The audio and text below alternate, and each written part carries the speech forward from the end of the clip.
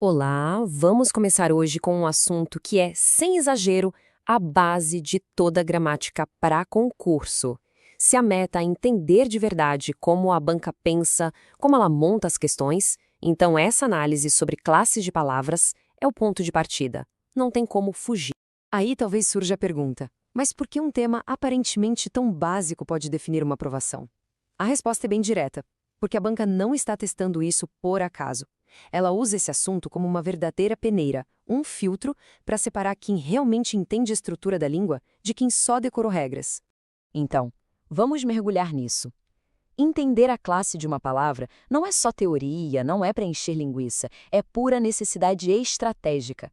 Pensa num prédio. As classes de palavras são o alicerce, a fundação.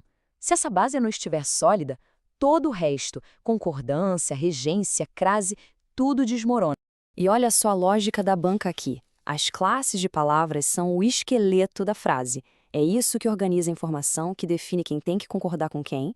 E o mais perigoso, uma pequena mudança de classe pode virar o sentido da frase de cabeça para baixo. É um prato cheio para o examinador criar pegadinha, né? E aqui, aqui estão as consequências de ignorar essa base.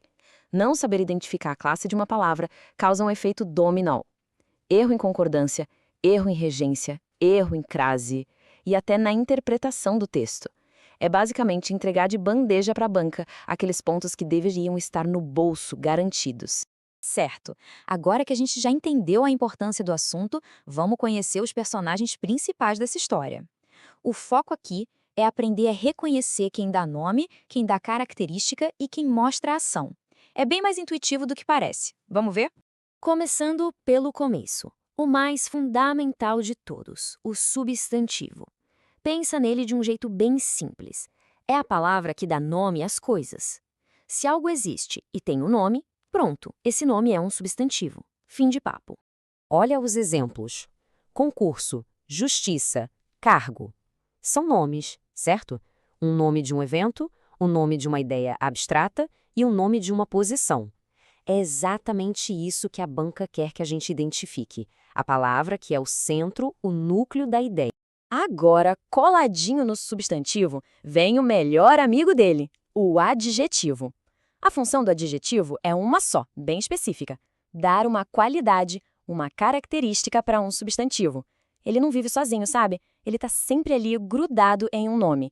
E aqui fica claríssimo: público é uma característica do cargo, difícil é uma característica da prova, e correta caracteriza a decisão.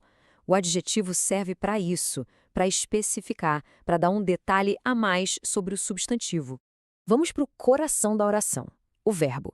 Essa é a palavra que traz movimento, que mostra que alguma coisa está acontecendo, que alguém está de um certo jeito ou que um fenômeno da natureza rolou. É o motor da frase. E aqui tem um ponto crucial, uma regra de ouro da gramática: não existe oração sem verbo. Simples assim.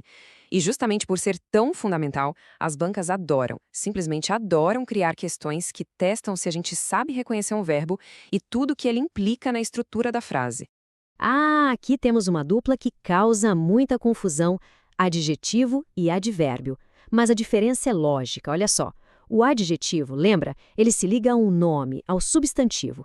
O advérbio, por outro lado, se liga ao verbo, a um adjetivo ou até a outro advérbio. Ele indica uma circunstância. Então, prova difícil, adjetivo. Estudou intensamente, advérbio, porque mostra o modo como se estudou. E muito cuidado com essa armadilha clássica de prova. Muita gente acha que advérbio é só palavra que termina em mente. Mas e hoje? Aqui, muito, bem. Todos são advérbios super comuns e não tem essa terminação. A banca sabe que a gente generaliza e explora isso sem dó. Ok, vamos em frente. Já vimos as palavras que nomeiam, caracterizam e agem. Agora vamos ver as palavras que funcionam como uma espécie de cola gramatical, sabe? Elas amarram tudo, conectam as ideias e dão lógica para o texto. Basicamente, são estes 4 os principais conectores: o pronome, que serve para não ficar repetindo um nome toda hora; o artigo, que mostra se falamos de o concurso, um específico, ou um concurso, qualquer um; a preposição, que liga palavras tipo prova, de português; e, por fim, a conjunção, que é mais poderosa. Ela conecta orações inteiras e estabelece a relação lógica entre elas.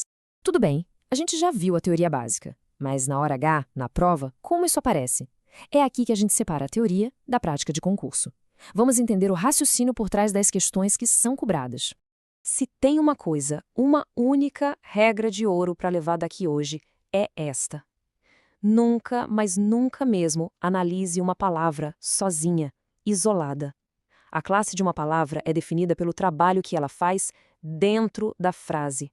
O contexto é quem manda. E este quadro aqui é a prova viva disso. A palavra é a mesma, justo. Mas em o homem justo, ela está dando uma característica para o substantivo homem, logo é um adjetivo. Agora, em ele agiu justo, a palavra modifica o jeito que ele agiu, o verbo agir. Então aqui ela funciona como advérbio. É o exemplo perfeito de como o contexto muda tudo. E aqui estão os tropeços mais comuns de quem está começando. Confundir as classes, como no exemplo do justo, acontece muito.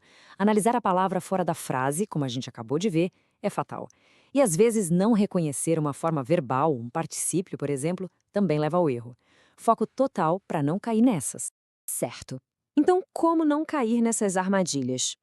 A boa notícia é que existe um método, um passo a passo bem simples, com 3 perguntas, que pode ser aplicado em qualquer questão de classe de palavras que aparecer na sua frente no dia da prova. É só se perguntar isso nessa ordem. Primeiro, qual é a função dessa palavra aqui? Segundo, essa função é de dar nome, dar característica, ligar coisas ou mostrar uma ação? E terceiro, para confirmar, se eu trocar por outra palavra com a mesma função, a frase ainda faz sentido? Com essas 3 perguntas, a chance de errar, despenca. Então, a mensagem final é esta. Classes de palavras são o alicerce. Quem constrói essa base bem feita, sem buracos, consegue avançar para os assuntos mais difíceis, como concordância e regência, com muito mais confiança e muito mais rápido. É um investimento de estudo que se paga lá na frente, com certeza. E agora que essa fundação está pronta, que a gente já consegue identificar a função de cada peça no quebra-cabeça, a próxima pergunta é meio óbvia, né? Como é que essas palavras mudam? Como elas vão para o plural, para o feminino, indicam passado, futuro? Bom, esse é o assunto da nossa próxima conversa. Até lá!